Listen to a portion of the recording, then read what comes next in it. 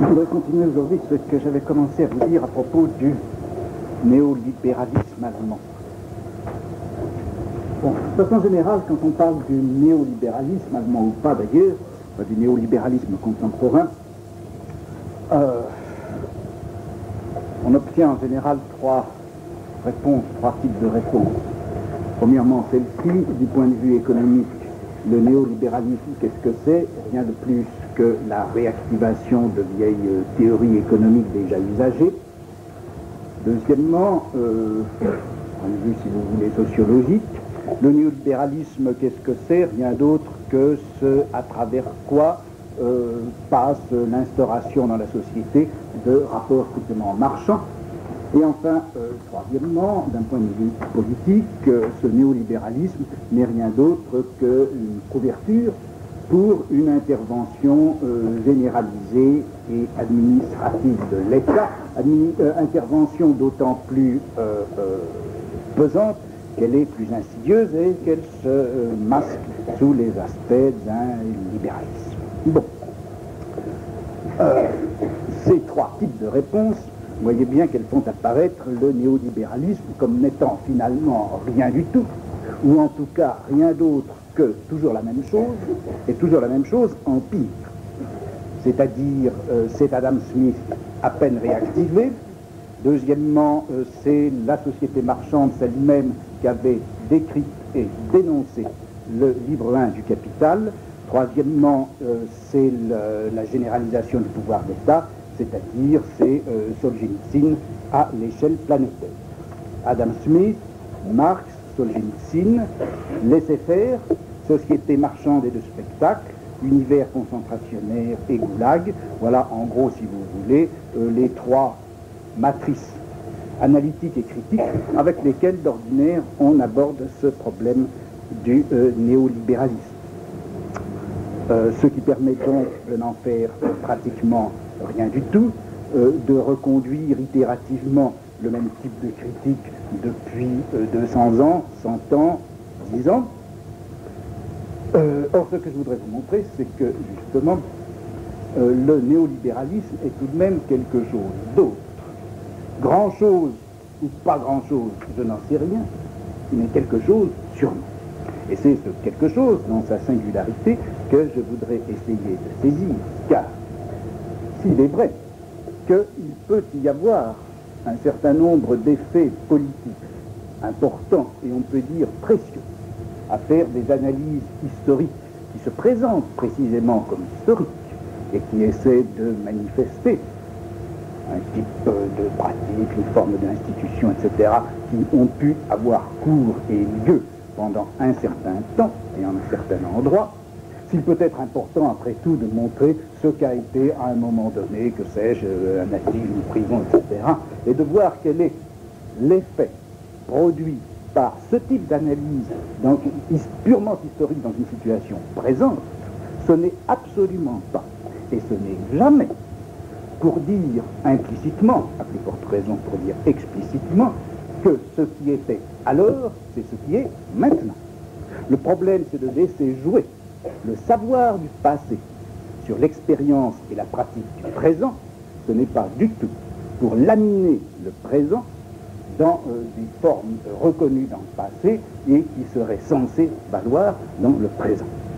Ce transfert des effets, ou ce transfert des effets politiques d'une analyse historique sous la forme d'une simple répétition est sans doute ce qu'il faut éviter à tout prix, et c'est pourquoi je voudrais reprendre un peu, et c'est pourquoi j'insiste sur ce problème du néolibéralisme, pour essayer de le dégager de ces critiques qui sont faites à partir de matrices historiques purement et simplement transposées.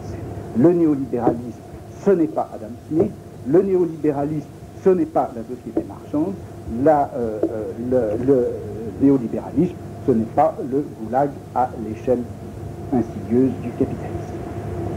Bon, qu'est-ce donc que ce néolibéralisme? J'avais essayé de vous indiquer au moins quel en était le principe théorique et politique la dernière fois. J'avais essayé de vous montrer comment, pour le néolibéralisme, le problème n'était pas du tout comme dans le libéralisme de type Adam Smith, si vous voulez, le libéralisme du XVIIIe siècle. Ce n'était pas savoir comment, à l'intérieur d'une société politique toute donnée, on pouvait découper, ménager un espace libre qui serait celui du marché. Le problème du libéralisme, c'est au contraire de savoir comment on peut régler l'exercice global du pouvoir politique sur les principes d'une économie de marché.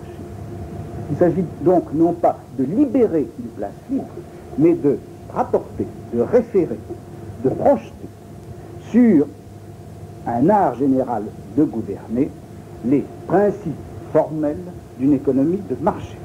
C'est là, je crois, l'enjeu, et j'avais essayé de vous montrer que pour arriver à faire cette opération, c'est-à-dire à savoir jusqu'où et dans quelle mesure les principes formels d'une économie de marché pouvaient indexer un art général de gouverner, eh bien, les néolibéraux avaient été obligés de faire subir au libéralisme classique un certain nombre de transformations, et c'était la première de ces transformations que j'avais essayé de vous montrer la dernière fois. C'était essentiellement la dissociation entre une économie de marché et les principes économiques d'un marché d'une part, et le principe politique du laisser-faire.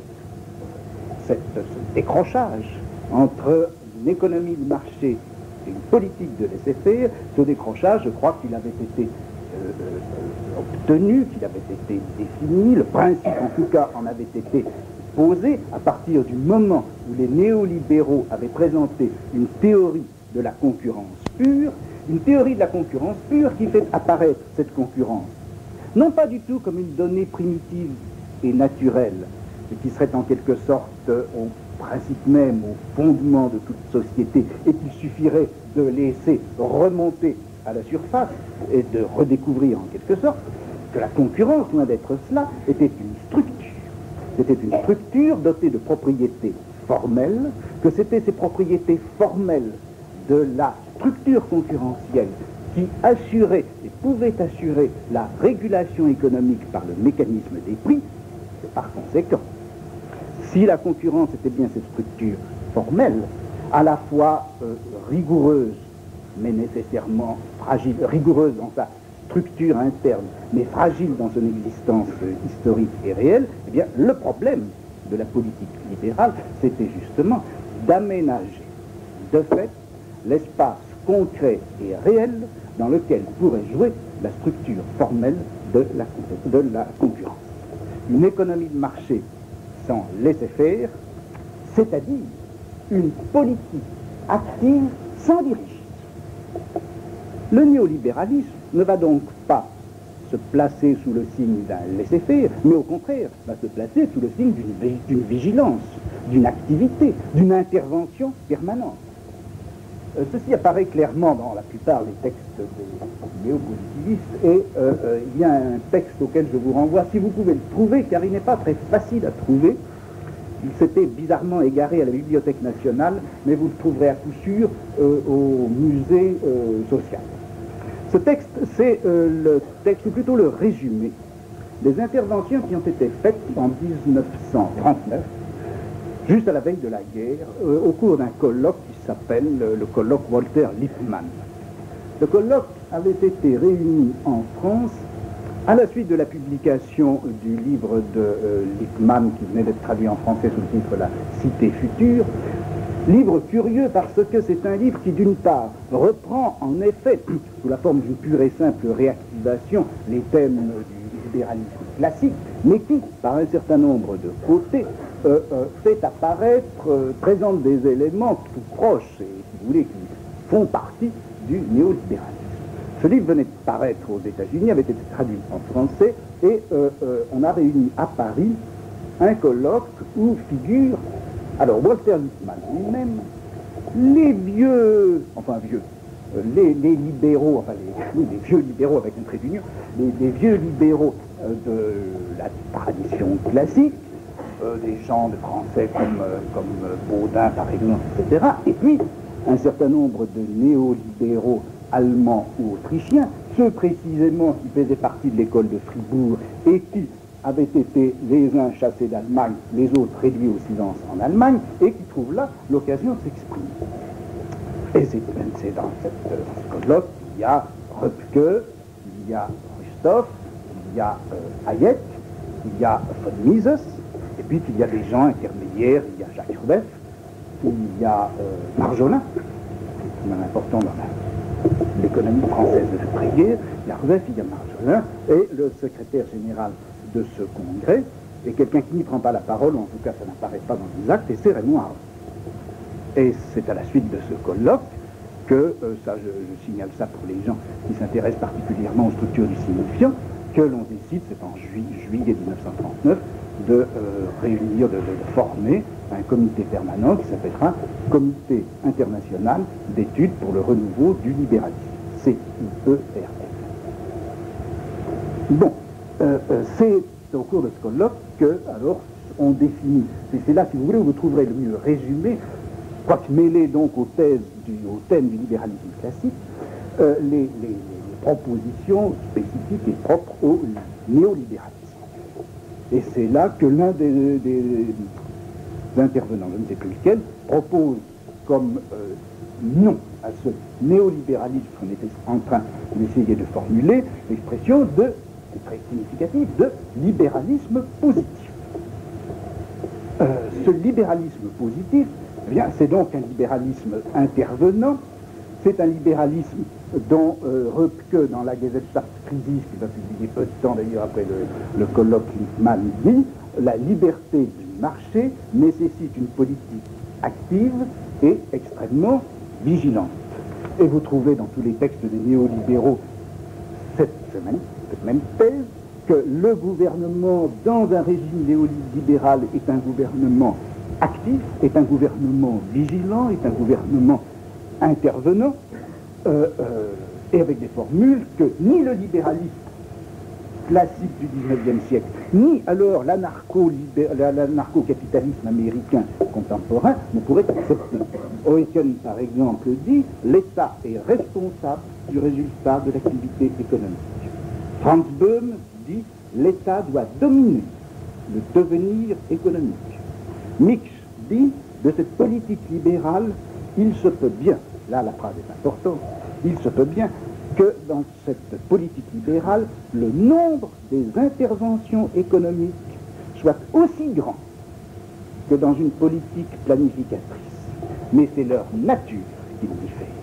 Bon, eh bien, je crois qu'on a là, dans ce problème de la nature des opérations, un point à partir duquel on va pouvoir aborder ce qu'il y a de spécifique dans la politique néolibérale. Le problème, en gros, du libéralisme du XVIIIe, début du XIXe siècle, c'était, vous savez, de faire le partage entre les actions qu'il fallait faire et les actions qu'il ne fallait pas faire, les domaines où on pouvait intervenir et les domaines où on ne pouvait pas intervenir. C'était le partage des agendas et non-agendas. Position naïve aux yeux des libéraux, dont le problème n'est pas de savoir s'il y a des choses auxquelles on ne peut pas toucher et d'autres auxquelles on a le droit de toucher.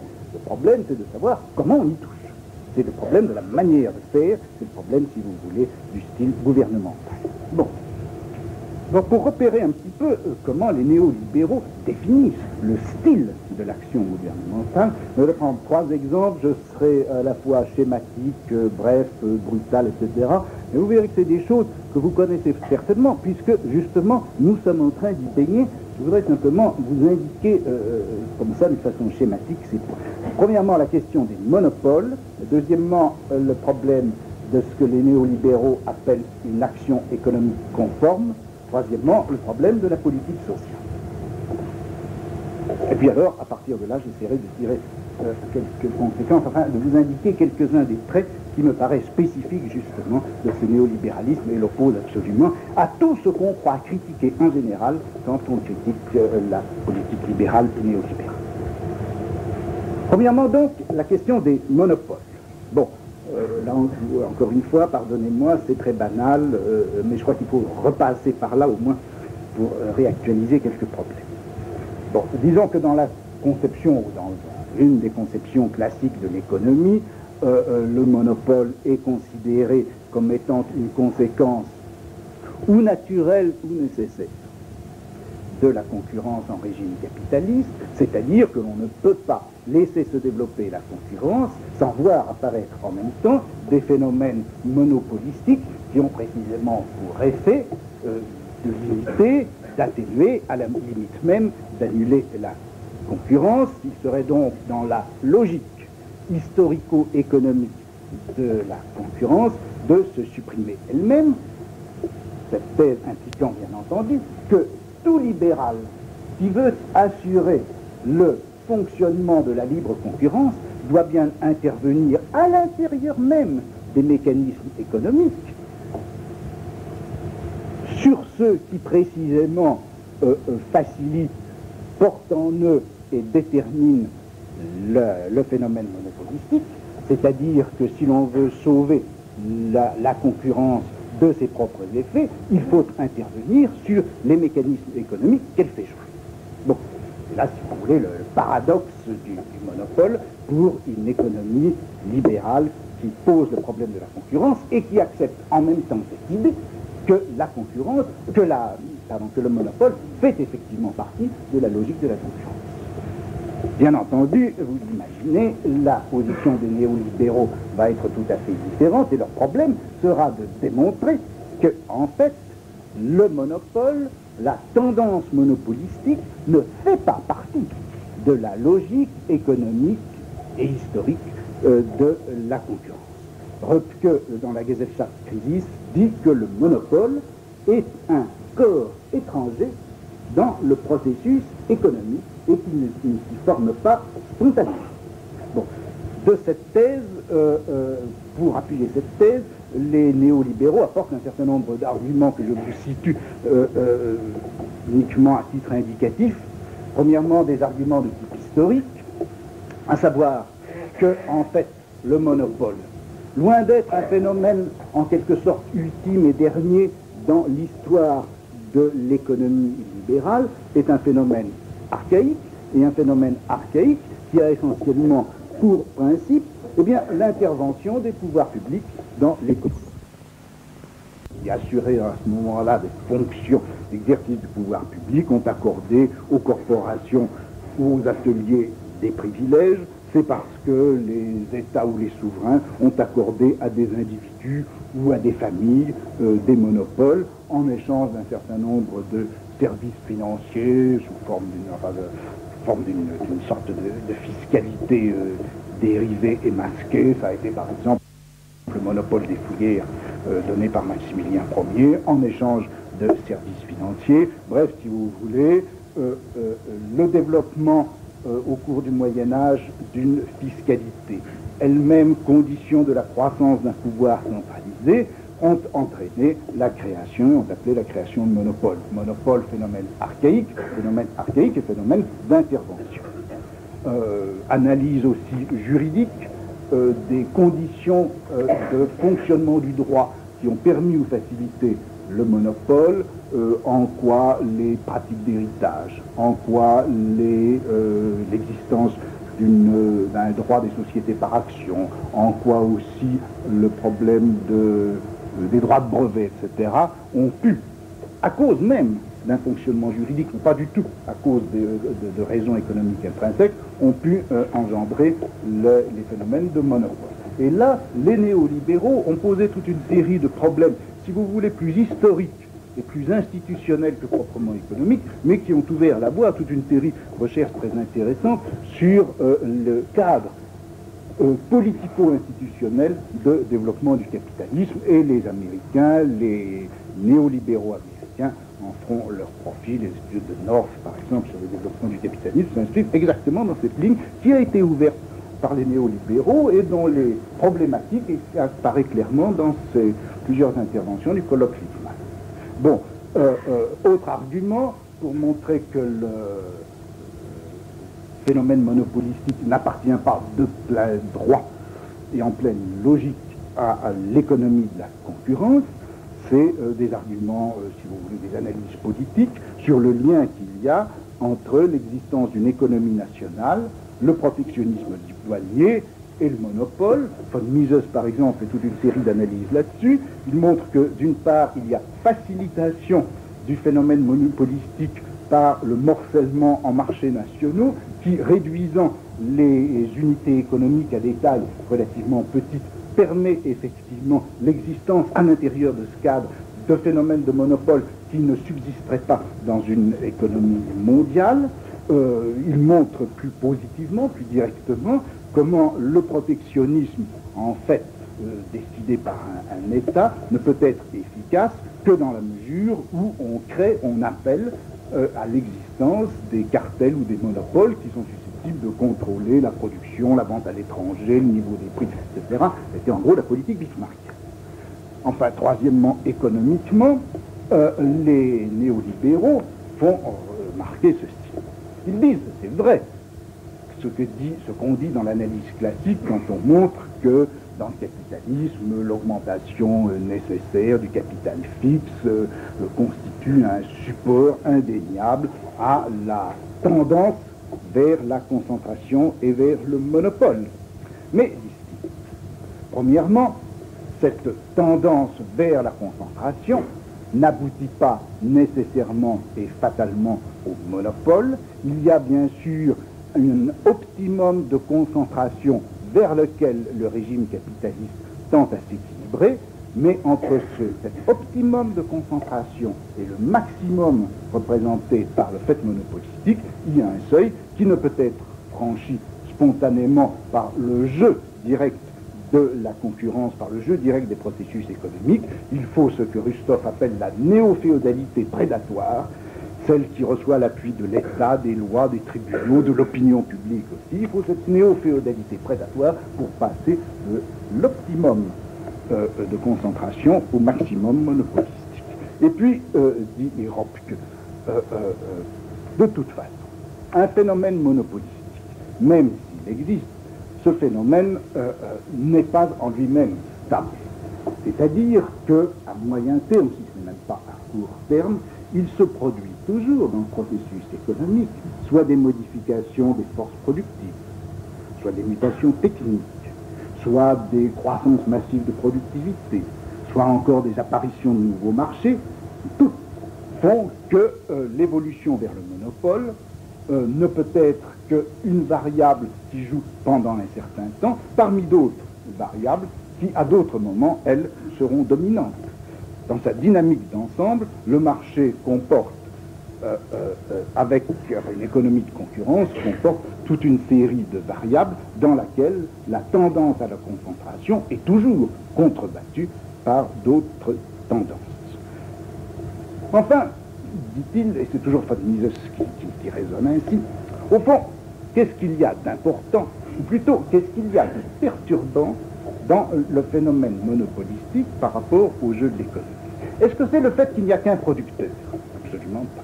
Est-ce que c'est le fait qu'il n'y a qu'une seule entreprise qui ait le droit de vendre? Absolument pas.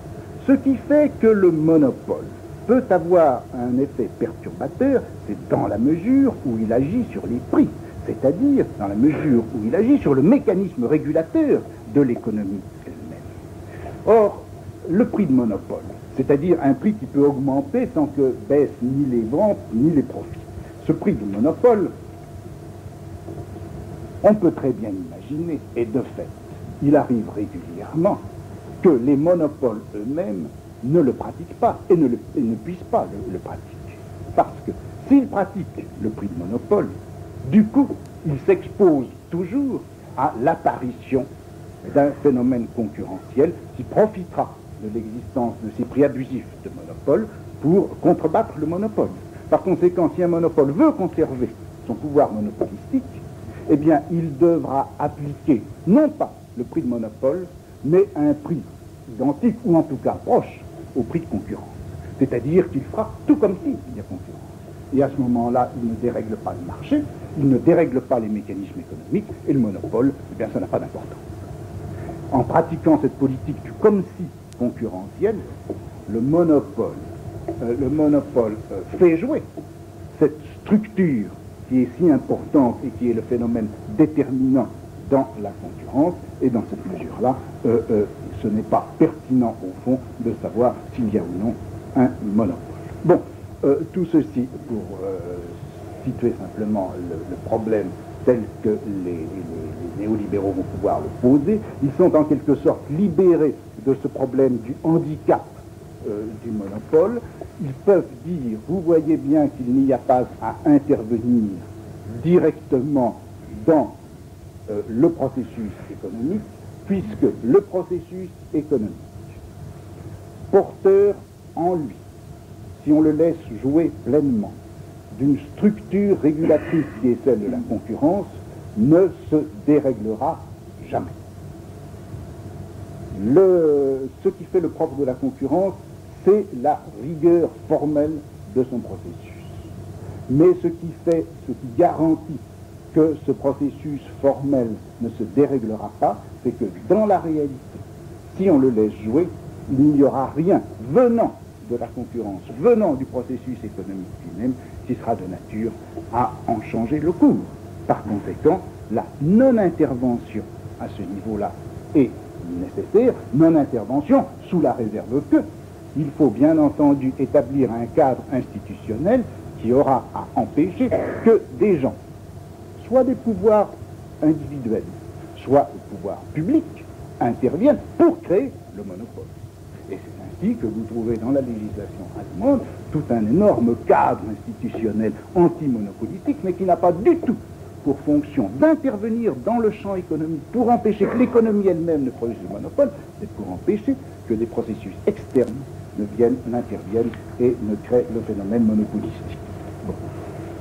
Deuxième point important dans ce programme libéral, néolibéral, c'est la question des actions conformes. Cette théorie des actions conformes, cette programmation des actions conformes, on la trouve essentiellement dans un texte qui a été de fait une des grandes chartes de la politique allemande contemporaine.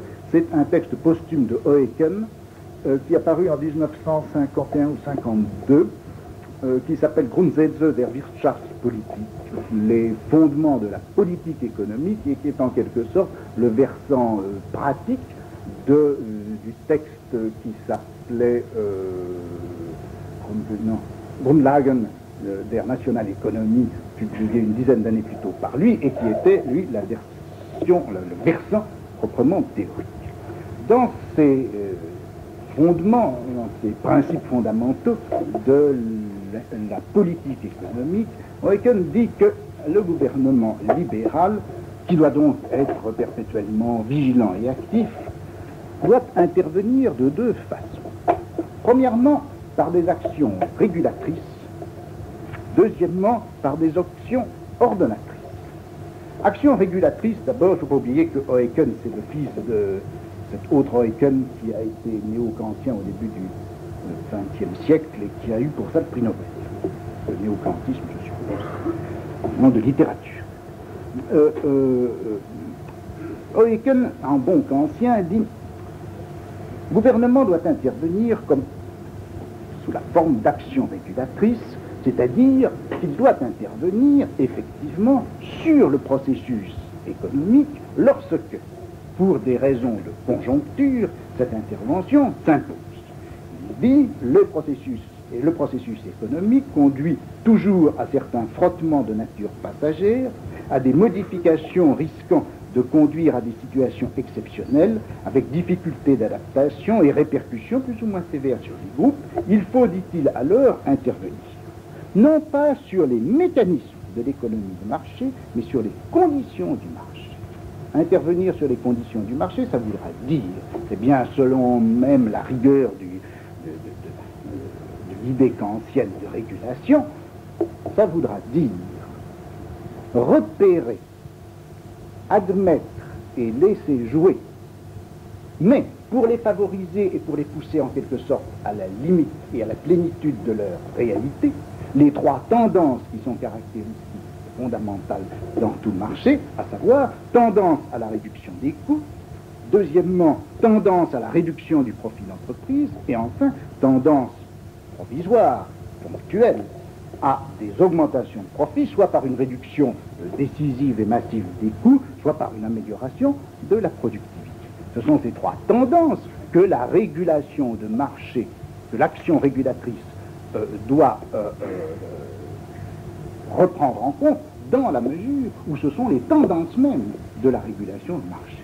Ce qui veut dire, en termes clairs, que premièrement, pour les objectifs, une action régulatrice aura forcément pour objet principal la stabilité des prix entendue non pas comme leur fixité, mais comme le contrôle de l'inflation.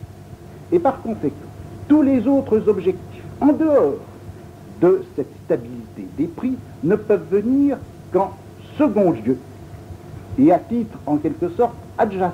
Jamais, en aucun cas, ils ne peuvent constituer un objectif premier en particulier. Ne doivent pas constituer un objectif premier le maintien d'un pouvoir d'achat, le maintien d'un plein emploi et même l'équilibration d'une balance des paiements. Deuxièmement, pour les instruments, cela veut dire quoi? Cela veut dire quoi? Qu'on utilisera d'abord la politique de crédit, c'est-à-dire modulation du taux d'escompte, on utilisera le commerce extérieur par la réduction du solde de créditeurs si on veut enrayer la montée des prix intérieurs, on opérera aussi par déplacement, mais toujours modéré de la fiscalité si on veut agir sur l'épargne, sur l'investissement, mais jamais aucun instrument du genre de ceux qui sont employés par la planification, à savoir fixation des prix, ou encore soutien à un secteur de marché, ou encore création systématique d'emplois, ou encore investissement public. Toutes ces formes-là d'intervention doivent être rigoureusement bannies au profit de ces instruments de pur marché dont je vous parle. En particulier, la politique néolibérale à l'égard du chômage est parfaitement claire. Il n'y a absolument pas dans une situation de chômage, quel que soit le taux de chômage, à intervenir directement et en premier lieu sur le chômage, comme si le plein emploi devait être un idéal politique et un principe économique à sauver en tout état de cause.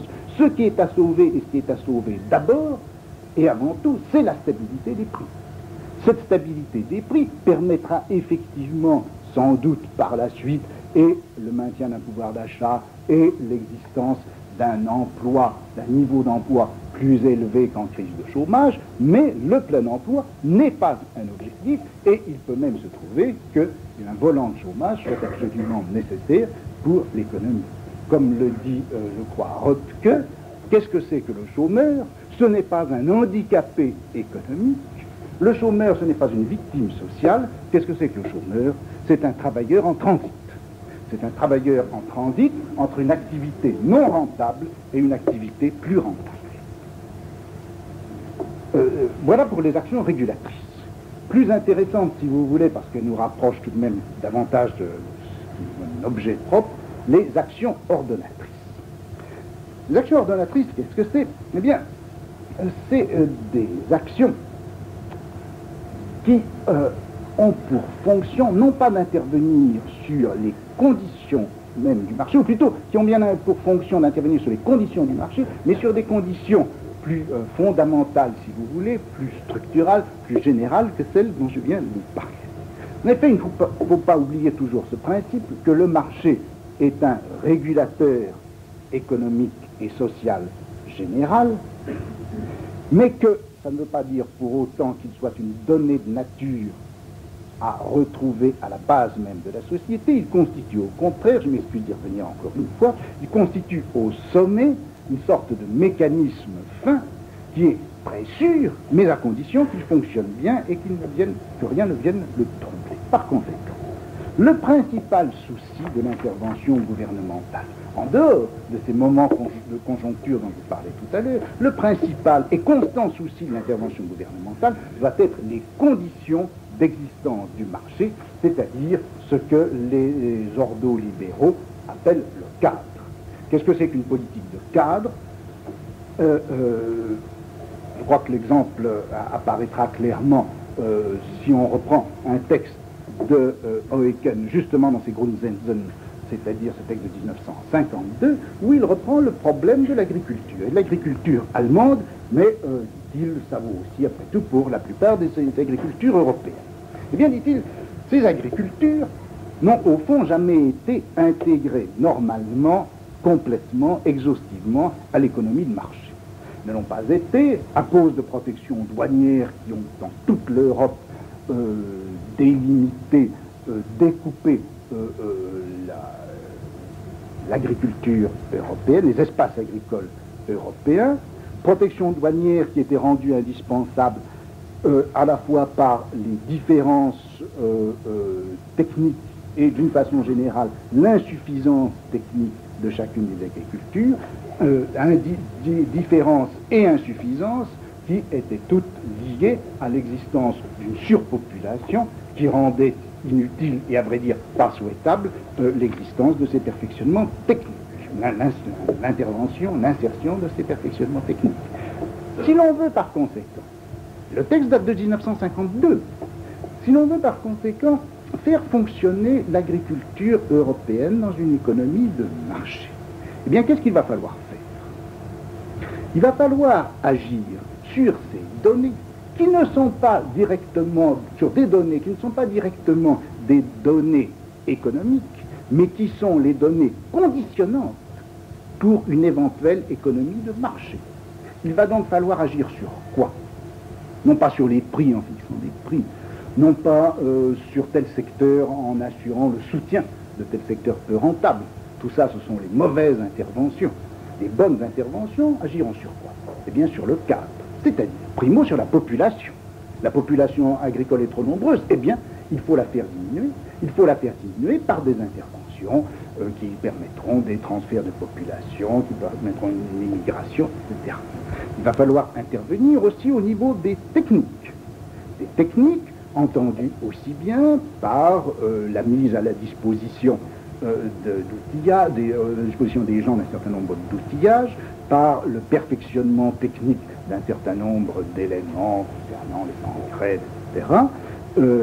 Intervenir sur la technique aussi par la formation des agriculteurs et l'enseignement qu'on leur donnera et qui leur permettra en effet de modifier les techniques. Troisièmement, modifier aussi le régime juridique des exploitations, en particulier les lois sur l'héritage, en particulier les lois sur le fermage et la location des terres, essayer de trouver le moyen de faire intervenir la législation, les structures, l'institution des sociétés par action dans l'agriculture, etc. Quatrièmement, modifier dans la mesure du possible l'allocation des sols et l'étendue, la nature et l'exploitation des sols disponibles. Enfin, à la limite, dit-il, il faut pouvoir intervenir sur le climat. Population, technique, apprentissage et éducation, régime juridique, disponibilité des sols, climat, tout ça, ce sont des éléments dont vous voyez bien qu'ils ne sont pas directement économiques, qu'ils ne touchent pas au mécanisme même du marché, mais ils sont pour Oeken les conditions auxquelles on pourra faire fonctionner l'agriculture comme un marché, l'agriculture dans un marché. L'idée étant, non pas, étant donné l'état des choses, comment trouver le système économique qui pourra tenir compte des données de base propres à l'économie, à l'agriculture européenne, mais étant donné que le processus de régulation économico-politique est et ne peut être que le marché, comment modifier ces bases matérielles, culturelles, techniques, juridiques, etc., qui sont données en Europe, comment modifier ces données, comment modifier ce cadre pour que l'économie de marché intervienne. Et vous voyez là quelque chose sur lequel je reviendrai tout à l'heure, c'est que finalement, autant l'intervention gouvernementale doit être discrète au niveau des processus économiques eux-mêmes, autant au contraire, il faut qu'elle soit massive dès qu'il s'agit de cet ensemble de données techniques, scientifiques, juridiques, disons en gros sociales, démographiques, en gros sociales, qui vont maintenant devenir de plus en plus l'objet de l'intervention gouvernementale. Vous voyez d'ailleurs en passant que ce texte de 1952 programme, même si c'est d'une façon tout à fait grossière, ce qui sera le marché commun agricole de la décennie suivante. C'était dit en 1952, le plan Mansholt, il est dans Oeken, enfin en partie, dans Oeken en 1952. Bon. On a pour, si vous voulez, les actions conformes, actions conjoncturelles et actions coordinatrices au niveau du cadre. Les actions ordonnatrices au niveau du cadre. C'est ce qu'ils appellent l'organisation d'un ordre du marché, d'un ordre concurrentiel. Et la politique agricole européenne est bien en effet ça, comment constituer un ordre concurrentiel qui sera régulateur de l'économie. Bon, troisièmement, troisième aspect, la politique sociale.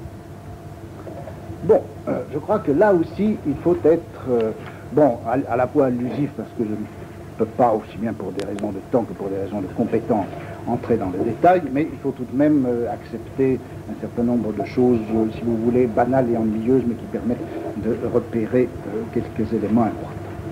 Bon, disons que dans une économie de bien-être, celle en gros qu'avait programmé Pigou et que d'une manière ou d'une autre ont repris ensuite et les économistes keynésiens et le New Deal et les plans de Beveridge et les plans de l'après-guerre européenne, etc., dans une économie de bien-être. Qu'est-ce que c'est qu'une politique sociale? Une politique sociale, c'est en gros une politique qui se fixe comme objectif une relative péréquation dans l'accès de chacun aux biens de consommation. Cette politique sociale, dans une économie de bien-être, elle est conçue comment? D'abord, comme étant un contrepoids à des processus économiques sauvages dont on admet qu'en eux-mêmes, ils induisent des effets d'inégalité et d'une façon générale des effets destructeurs sur la société.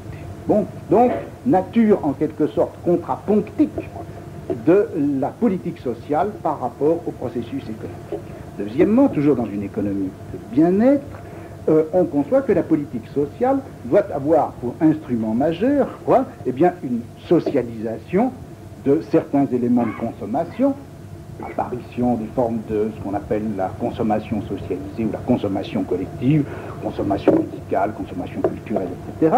Soit, second instrument, un transfert d'éléments de revenus, type, si vous voulez, allocation familiale ou transfert des revenus de certaines catégories à certaines autres. Bon, enfin, troisièmement, dans une économie de bien-être, une politique sociale est une politique qui admet ceci, que plus une croissance est forte, plus la politique sociale, en quelque sorte en récompense et en compensation, doit être active, intense, généreuse, etc.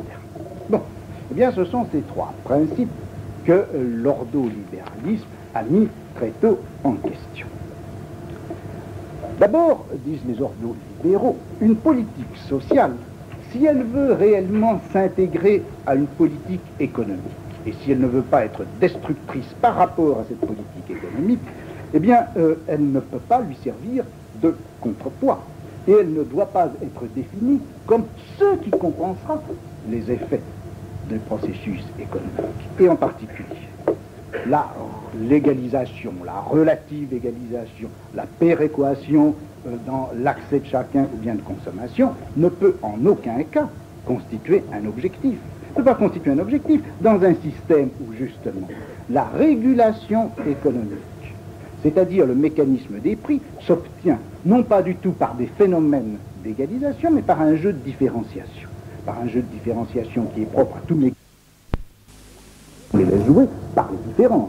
En gros, il faut bien qu'il y ait des gens qui travaillent et d'autres qui ne travaillent pas, il faut bien qu'il y ait des gros salaires, il faut bien qu'il y ait des petits, il faut bien que les prix oscillent, montent et descendent pour que les régulations se fassent. Par conséquent, une politique sociale qui aurait pour objet premier l'égalisation, même relative, qui se donnerait pour thème central la péréquation, même relative, cette politique sociale ne peut être qu'anti-économique. Une politique sociale ne peut pas se fixer l'égalité comme objectif. Elle doit au contraire laisser jouer l'inégalité. Et comme disait, mais là je ne sais plus qui c'est, je crois que c'est Röpke ou Hayek, il disait, bon, les gens se plaignent de l'inégalité. Mais qu'est-ce que ça veut dire? L'inégalité, dit-il, elle est la même pour tous. formule évidemment qui peut paraître énigmatique, mais qui se comprend à partir du moment où on considère que pour eux, le jeu économique, avec précisément les effets inégalitaires qu'il comporte, est l'espèce de régulateur général de la société, auquel évidemment chacun doit se prêter ou se plier. Donc, pas d'égalisation, et par conséquent, d'une façon plus précise, pas de transfert de revenus des uns des autres. En effet, le transfert de revenus risque de prélever sur la part des revenus une tranche qui serait normalement dirigée vers l'épargne ou l'investissement, et la prélever par conséquent, ça serait soustraire à l'investissement une part des revenus et les reverser à la consommation. La seule chose que l'on puisse faire, c'est de prélever sur les revenus les plus élevés c'est une part qui de toute façon serait consacrée à la consommation ou disons à la surconsommation, et cette part de surconsommation la transférer à ceux qui, soit pour des raisons de handicap définitif, soit pour des raisons d'aléas passagers, se trouvent dans un état de sous-consommation, mais rien de plus. Caractère donc très limité, vous le voyez, des transferts sociaux. Il s'agit simplement d'assurer en gros, non pas du tout le maintien d'un pouvoir d'achat, mais un minimum vital pour ceux qui, à titre définitif ou passager, ne pourraient pas assurer leur propre existence. C'est le transfert marginal d'un maximum à un minimum, ce n'est absolument pas l'établissement ou la régulation vers une moyenne. Et deuxièmement, l'instrument de cette politique sociale, si on veut appeler ça une politique sociale, l'instrument de cette politique ne sera pas la socialisation de la consommation et des revenus, ce ne peut être au contraire qu'une privatisation. C'est-à-dire qu'on ne va pas demander à la société tout entière de garantir les individus contre les risques, que ce soit les risques individuels du genre maladie ou accident, ou les risques collectifs comme le chômage par exemple, à la société, ou plutôt à l'économie, de faire en sorte que les individus, que tout individu ait des revenus assez élevés pour qu'il puisse, soit directement et à titre individuel, soit par le relais collectif de mutuelles, etc., s'assurer lui-même contre les risques économiques, ou encore contre les risques d'existence, ou encore contre cette fatalité d'existence que sont la vieillesse et la mort, de s'assurer lui-même à partir de ce qui constitue sa propre réserve privée. C'est-à-dire que la politique sociale devra être une politique qui aura pour instrument non pas le transfert d'une part de revenu à l'autre, mais la capitalisation la plus généralisée possible dans toutes les classes sociales, qui aura pour instrument l'assurance individuelle ou mutuelle, qui aura pour instrument enfin la propriété privée. C'est ce que les Allemands appellent la politique sociale individuelle opposée à la politique sociale socialisée. Il s'agit d'une individualisation de la politique sociale et une individualisation par la politique sociale au lieu d'être cette collectivisation ou cette socialisation par et dans la politique sociale.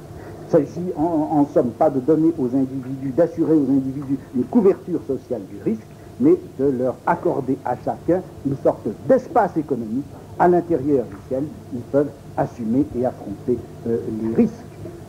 Ce qui nous mène bien sûr à la conclusion que, eh bien, de politique sociale, il n'y en a qu'une qui soit vraie et fondamentale, c'est-à-dire la croissance économique. Il n'y a pas, enfin, en tout cas, la forme fondamentale de la politique sociale, ça doit être non pas quelque chose qui viendrait contrebattre la politique économique et la compenser. Sa politique sociale ne devrait pas être d'autant plus généreuse que la croissance économique est plus grande. C'est la croissance économique qui, à elle seule, devrait permettre à tous les individus d'atteindre un niveau de revenus qui leur permettrait ces assurances individuelles, cet accès à la propriété privée, cette capitalisation individuelle ou familiale avec lesquelles ils pourraient éponger les risques. C'est cela que Müller-Armack, le conseiller du chancelier Erhard, a appelé vers les années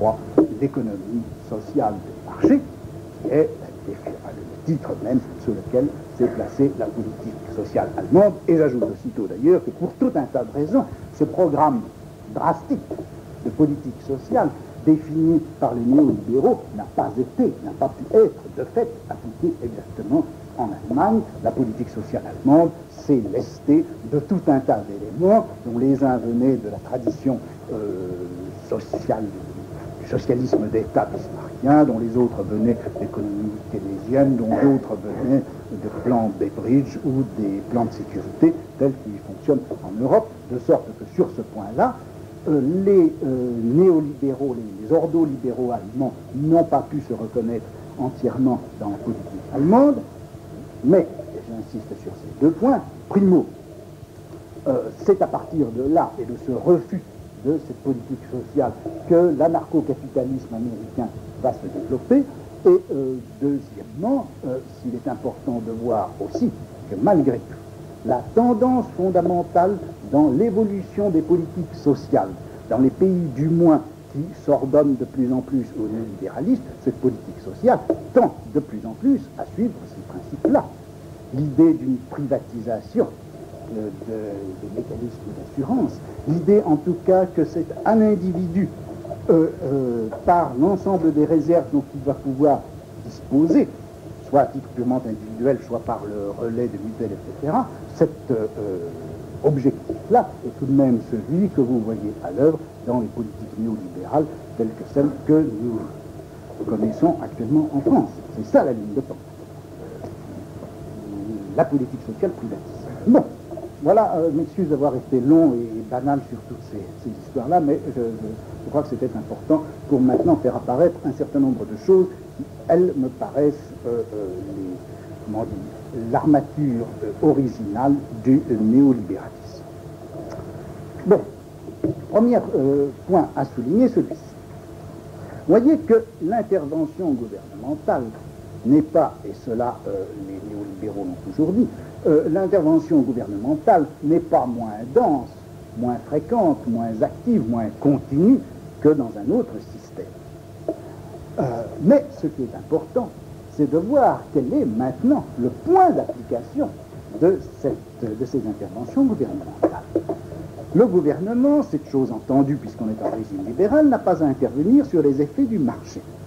Il n'a pas non plus, et c'est là ce qui différencie le néolibéralisme, disons les politiques de bien-être ou choses comme ça qu'on avait connues dans les années 1920-1960, le néolibéralisme, le gouvernement néolibéral n'a pas à corriger les effets destructeurs du marché sur la société. Il n'a pas à constituer en quelque sorte un contrepoint ou un écran entre la société et les processus.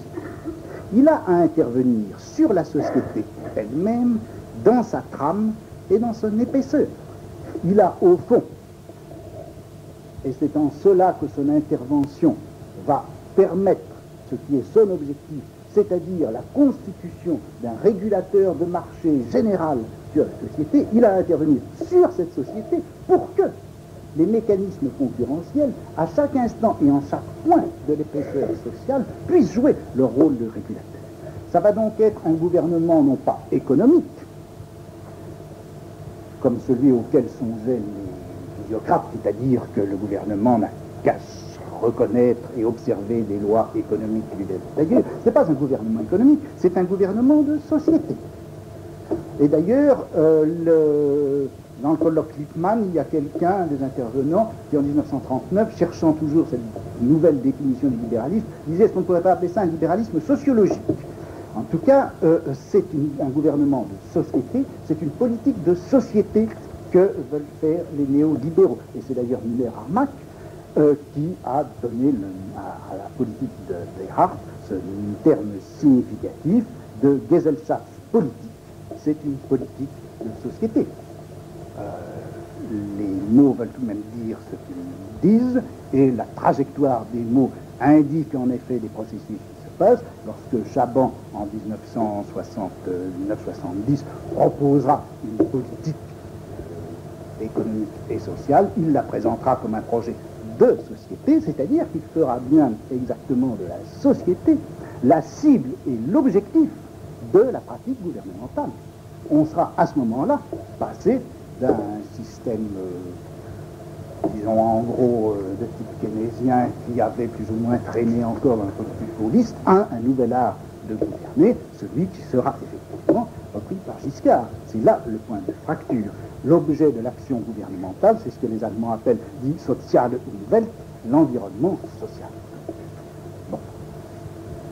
Or, par rapport à cette société, qui est donc devenue maintenant l'objet même de l'intervention gouvernementale, de la pratique gouvernementale, par rapport à cette société, ce gouvernement sociologique, qu'est-ce qu'il veut faire de la société? Bon, il veut faire bien sûr que le marché soit possible dans cette société. Et il faut bien qu'il soit possible si on veut qu'il joue son rôle de régulateur général, de principe de la rationalité politique. Mais qu'est-ce que ça veut dire, introduire la régulation du marché comme principe régulateur de la société? Ce que ça veut dire, l'instauration d'une société marchande, c'est-à-dire d'une société de marchandises, de consommation, dans laquelle la valeur d'échange constituerait à la fois la mesure et le critère général des éléments, le principe de communication des individus entre eux, le principe de circulation des choses. Autrement dit, est-ce qu'il s'agit, dans cet art néolibéral de gouvernement, de normaliser et de discipliner la société à partir de la valeur et de la forme marchandise? Est-ce qu'on ne revient pas par là à ce modèle de la société de masse, de la société de consommation, de la société de marchandises, de la société de spectacle, de la société de simulacre, de la société de vitesse, que Zombart en 1903 avait pour une fois, et pour la première fois, défini? Je ne crois pas, justement. Ce n'est pas la société marchande qui est en jeu dans ce nouvel art de gouverner. Ce n'est pas cela qu'il s'agit de reconstituer. La société régulée sur le marché, à laquelle pensent les néolibéraux, c'est une société dans laquelle ce qui doit constituer le principe régulateur, ce n'est pas tellement l'échange des marchandises que le mécanisme de la concurrence. Ce sont ces mécanismes-là qui doivent avoir le plus de surface et d'épaisseur possible, qui doivent occuper le plus grand volume possible dans la société, c'est-à-dire que ce qu'on cherche à obtenir, ce n'est pas une société soumise à l'effet marchandise, c'est une société soumise à la dynamique concurrentielle. Non pas une société de supermarché, une société d'entreprise.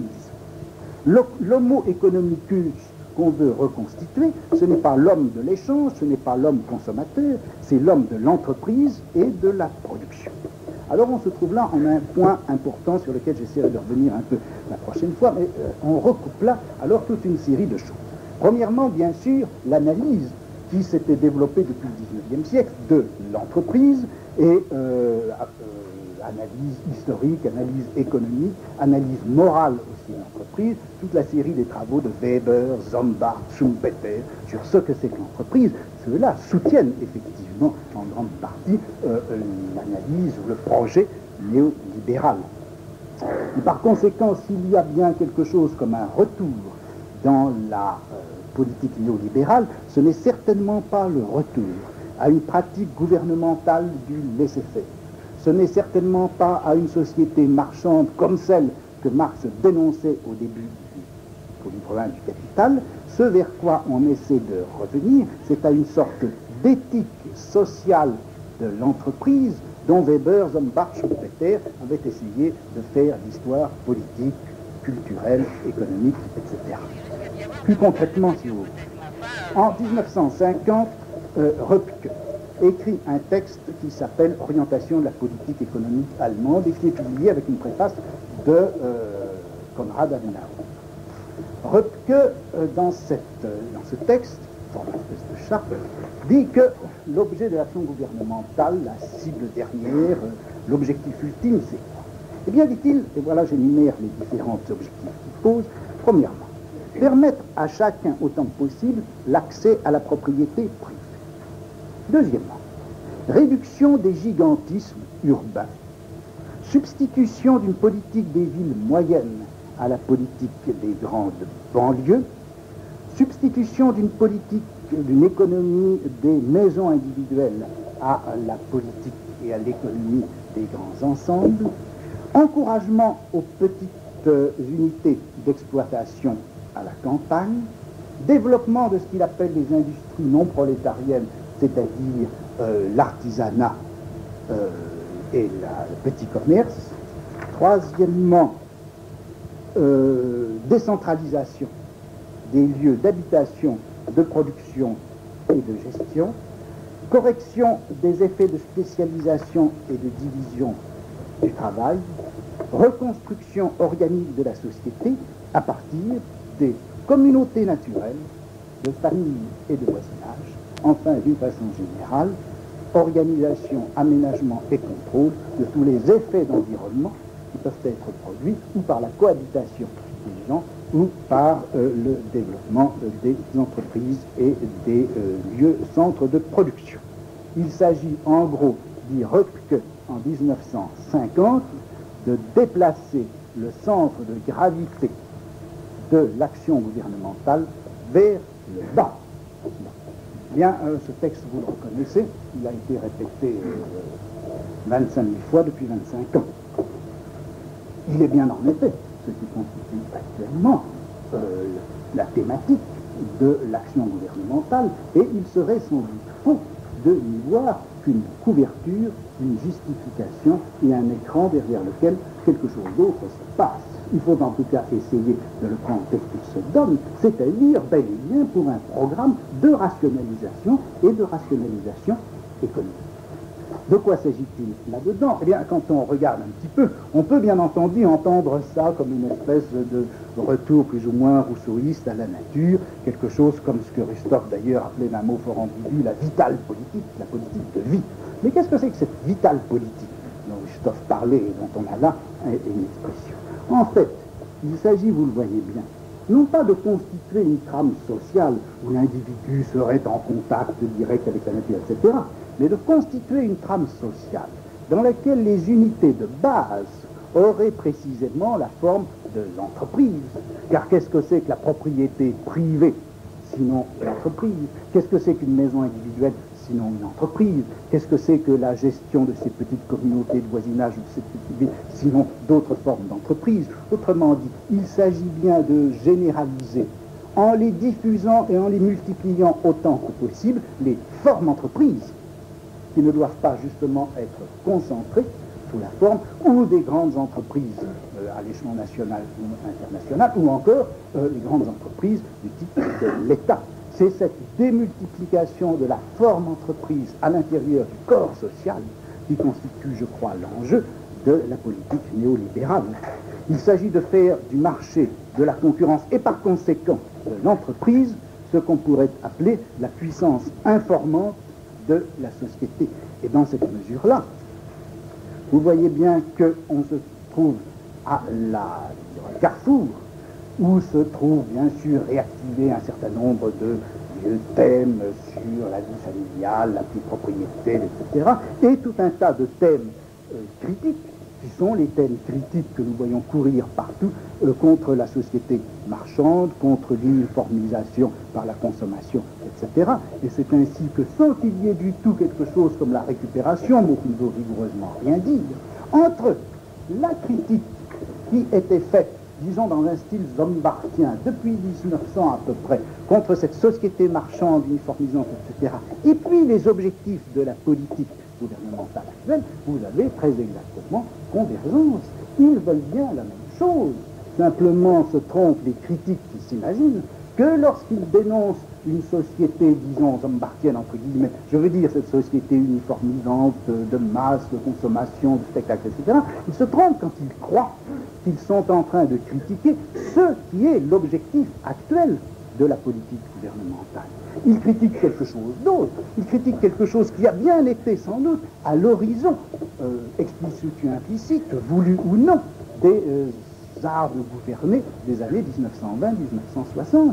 Mais nous avons dépassé ce stade. Nous n'en sommes plus là. L'art de gouverner programmé vers les années 1930 par les ordos libéraux et qui serait devenu maintenant la programmation de la plupart des gouvernements en pays capitalistes, eh bien, cette programmation ne vise absolument pas, ne cherche absolument pas la constitution de ce type-là de société. Il s'agit au contraire d'obtenir une société non pas indexée sur la marchandise, et sur l'uniformité de la marchandise, mais sur la multiplicité et la différenciation des entreprises. Voilà la première chose que je voulais vous dire. La seconde, c'est, ça serait, mais je crois que c'est vraiment pas le temps maintenant, seconde conséquence de cet art libéral de gouverner, c'est les modifications profondes dans le système de la loi et dans l'institution juridique. Parce qu'en fait, entre une société indexée sur la forme de l'entreprise, à la fois densifiée et multipliée, et une société dans laquelle le principal des services publics est l'institution judiciaire, il y a un lien qui est évident.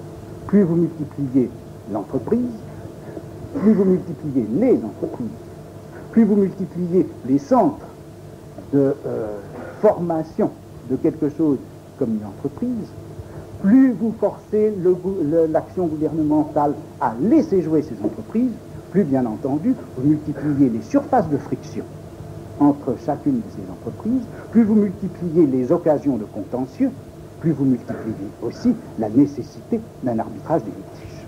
Société d'entreprise et société judiciaire, société indexée à l'entreprise et société encadrée par une multiplicité d'institutions judiciaires, ce sont les deux faces d'un même phénomène.